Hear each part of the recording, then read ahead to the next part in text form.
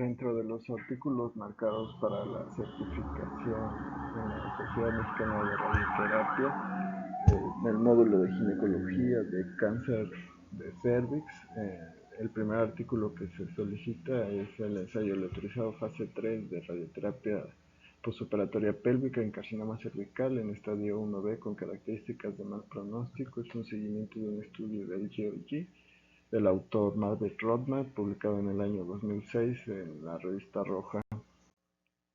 Dentro de la introducción nos hablan acerca de las características histopatológicas del cáncer cervicuterino y los factores de riesgo independientes para falla locorregional, como un gran diámetro tumoral, la invasión estromal profunda y la invasión linfovascular. También hablan acerca de que el tratamiento quirúrgico o radioterapia del cáncer cervicuterino 1B se basa en la propagación progresiva y ordenada a través de los ganglios linfáticos regionales, y este estudio del GOG con 575 pacientes, tales factores de riesgo existían en 25% de todos los cánceres cervicuterino 1B y aumentaba el riesgo de recurrencia del 2% al 31% a 3 años. Dentro de su hipótesis es que la radioterapia postoperatoria a campo pélvico reduce la recurrencia y mejora la supervivencia libre de progresión en cáncer cervicuterino 1B con características de mal pronósticas tratadas con histerectomía y linfadenectomía. Dentro de sus objetivos es proporcionar resultados finales del análisis de sobrevida global y actualizar la supervivencia libre de recurrencia del protocolo GOG 92. También analiza posibles razones de diferencias entre los resultados de recurrencia y supervivencia.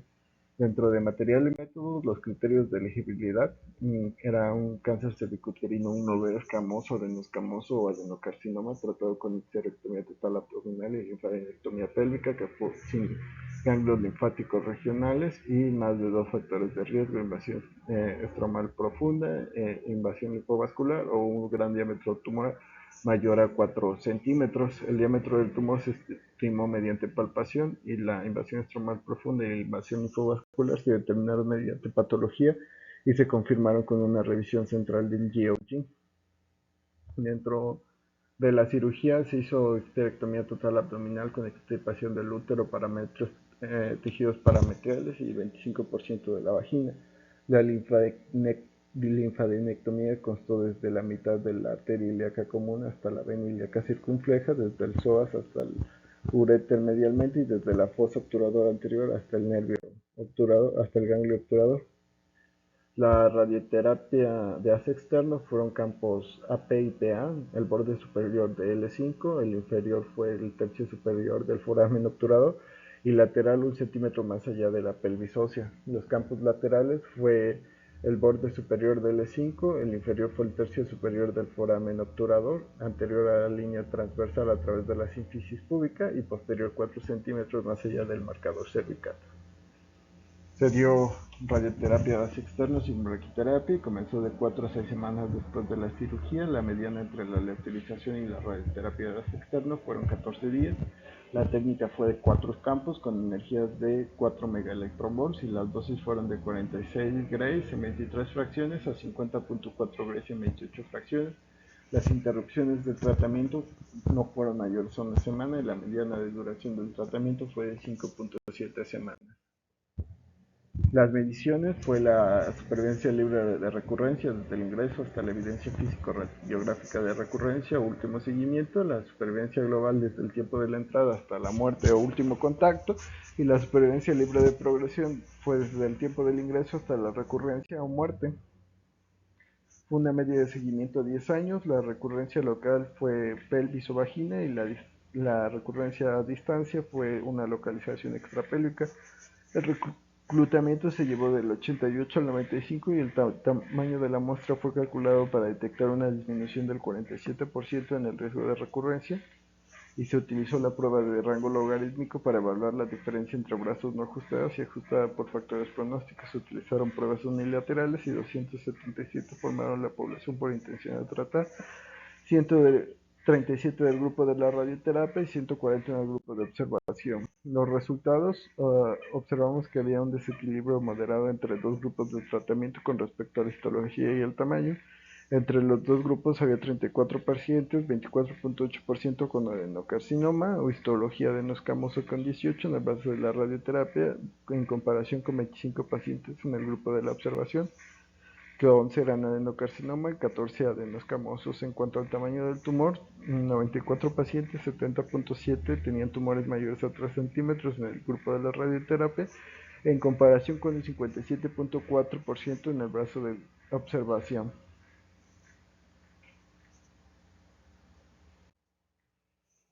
Las En esta tabla observamos las primeras recurrencias por sitio y régimen de tratamiento. Desde el informe inicial, 7 recurrencias adicionales de la enfermedad, 3 en el grupo radioterapia y 4 en el de observación, y los resultados iniciales no han cambiado sustancialmente. Las tasas de recurrencias locales fueron de 13.9% versus 20.7%, como distantes de 2.9% versus 8.6% más bajas en el grupo de la radioterapia en comparación con el grupo del grupo observación.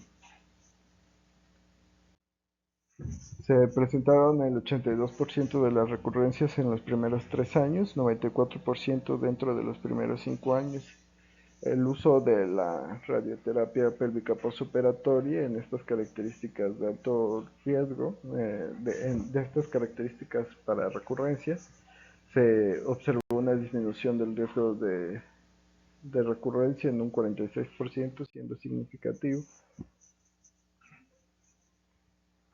En esta tabla observamos una marcada disminución en el riesgo de recurrencia con la radioterapia en adenocarcinoma o adenoscamosos en comparación con otros, disminuyendo el riesgo de recurrencia hasta en un 67%, siendo significativo. 5 subgrupos pronósticos por combinación de eh, invasión estromal profunda, invasión linfovascular y tamaño tumoral se pueden formar.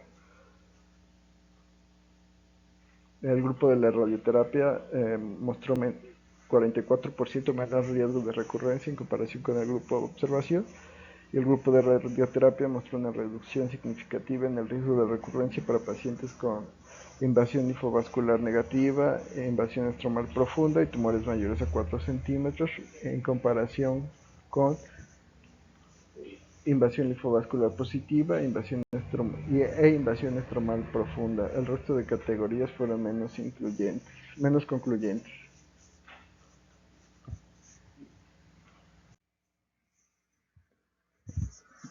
Con respecto a la supervivencia libre de progresión, se observó una disminución del riesgo de progresión en el grupo de radioterapia de hasta un 42%, siendo significativo. El total de muertes fueron 19.7 para el grupo de la radioterapia en comparación con 28.6% del grupo de observación y fueron más bajos. Dentro de su discusión hablan que de 12 pacientes vivos con enfermedad recurrente, solo 1 de cada 3 pacientes con radioterapia recibió terapia de rescate. 7 de 9 pacientes en el grupo de observación recibieron terapia de rescate. Dentro del análisis de supervivencia, la mayoría de los supervivientes, del 97.3% del grupo de la radioterapia y 91% del grupo de observación, no tuvieron recurrencia. La mayoría que murieron lo hicieron con recurrencia, 77% del grupo de la radioterapia y 85% del grupo de la observación. 70% de todas las muertes ocurrieron en los primeros 3 años y el 88% de las muertes dentro de los primeros 5 años. En el grupo de la radioterapia se observó un 30% menos de probabilidades de morir en comparación con el grupo de observación, con una tendencia hacia la significancia estadística, y el riesgo de muerte fue significativamente menor en invasión linfovascular negativa, invasión estromal negativa y tumores mayores a 4 centímetros, y hubo resultados no concluyentes para los subgrupos restantes. Dentro de los eventos adversos, las complicaciones grado 3 o 4 durante el periodo de tratamiento, 11 eventos adversos grado 3 o 4 de 137 pacientes en el brazo de la radioterapia y 3 pacientes con eventos adversos de grado 3 o 4 en el grupo de la observación. No fue estadísticamente significativo, sin embargo fue un bajo número de eventos, por lo tanto tal vez por eso no se logró la significancia estadística. Dentro de la discusión, los Ensayos retrospectivos no han estado de acuerdo en cuanto al valor de la radioterapia postoperatoria en cáncer cervicuterino 1B. La diferencia en eventos adversos grado 3 o 4 en un informe actual es no significativo y se debe de sopesar si las complicaciones de la radioterapia postoperatoria presentan una relación costo-beneficio aceptable a pesar de la tasa de recurrencia mayor y tasa de progresión y o muerte. Si se hubiera demostrado beneficio en la supervivencia, la decisión de usar radioterapia sería mucho más fácil. Este estudio tuvo un poder del 80% para detectar reducciones de riesgo del 46% o más en la supervivencia global. Dentro de la discusión nos hablan que los pacientes con radioterapia que recibieron una dosis menor después de la reutilización, 9 pacientes de brazo de radioterapia no fueron irradiados. La exclusión de estos nuevos pacientes no alteró la supervivencia. 7 pacientes fueron irradiados con una dosis inferior y 11 pacientes tuvieron protracciones de tratamiento de más del 20%. Excluir a 27 pacientes es discutible, los resultados no se ven alterados por su exclusión. El porcentaje de pacientes que no recibieron radioterapia en el brazo de radioterapia fue más del doble en este estudio que en un estudio intergrupal de la SWOG, la GOG y la RTOG.